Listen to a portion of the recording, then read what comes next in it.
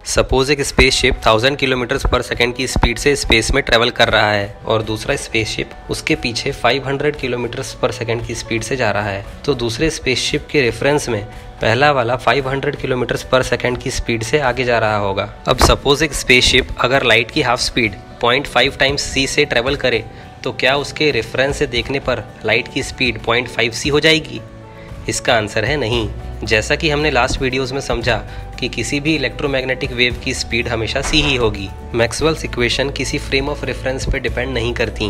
अब चाहे वो फ्रेम ऑफ रेफरेंस लाइट की स्पीड से ही ट्रेवल क्यों ना करे, सभी के लिए लाइट की स्पीड सी ही होगी। आइंस्टीन ने 1905 में special theory of relativity publish की थी।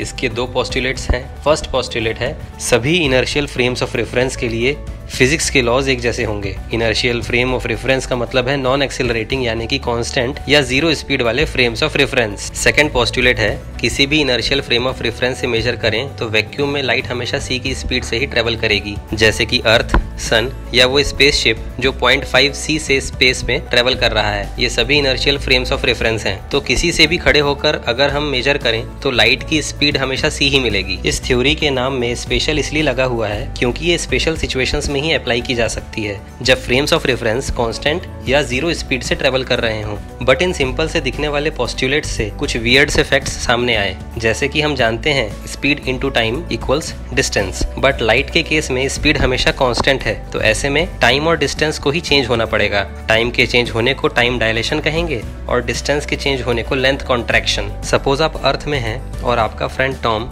उस स्पेसशिप में है जो 0.866 सी की स्पीड से ट्रेवल कर रहा है। टॉम ने एक लाइट बल्ब ऑन किया, उसकी लाइट मिरर से रिफ्लेक्ट होकर वापस टॉम तक पहुंची। टॉम के लिए उस लाइट ने सी की स्पीड से 2D डिस्टेंस ट्रेवल किया, लेकिन आपके रेफरेंस से लाइट डायगोनली जाते हुए दिखेगी। आपके रेफरेंस से लाइट का ट्रेवलिंग डिस्टेंस काफी बढ़ गया, बट स्पीड अब भी कांस्टेंट ही होगी। अब अगर डिस्टेंस बढ़ा है तो स्पीड को कांस्टेंट रखने के लिए टाइम भी बढ़ जाएगा। आपके रेफरेंस से लाइट ने ज्यादा टाइम में ज्यादा डिस्टेंस ट्रेवल किया, वो टाइम इस इक्वेशन से कैलकुलेट होगा।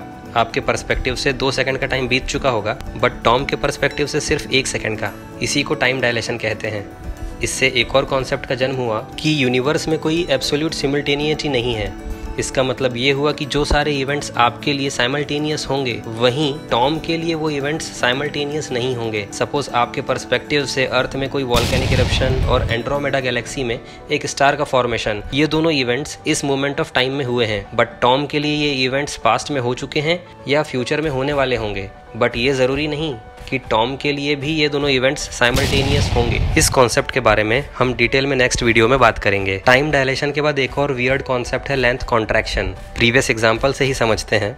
टॉम जिस स्पेसशिप से 0.866 सी की स्पीड से स्पेस में ट्रेवल कर रहा था, सपोज वो 100 मीटर का है। टॉम ने एक बीम ऑफ लाइट की मदद से अपने स्पेसशिप की लेंथ मेजर की। इस लाइट की बीम को स्पेसशिप क्रॉस करने में सपोज टी टाइम लगा, बट आपके रेफरेंस से टॉम का टाइम स्लो हो चुका है। तो जब आप उस टाइम को मेजर करेंगे तो वो एग्जैक्टली हाफ आएगा, मतलब t/2। तो आपके पर्सपेक्टिव से उस स्पेसशिप की लेंथ 50 मीटर्स होगी। इसी को लेंथ कॉन्ट्रैक्शन कहते हैं। चलिए अब बात करते हैं आइंस्टीन की famous equation of mass energy equivalence E=mc²। Einstein ने स्पेशल थ्योरी ऑफ रिलेटिविटी की मदद से E=mc² को डिराइव किया।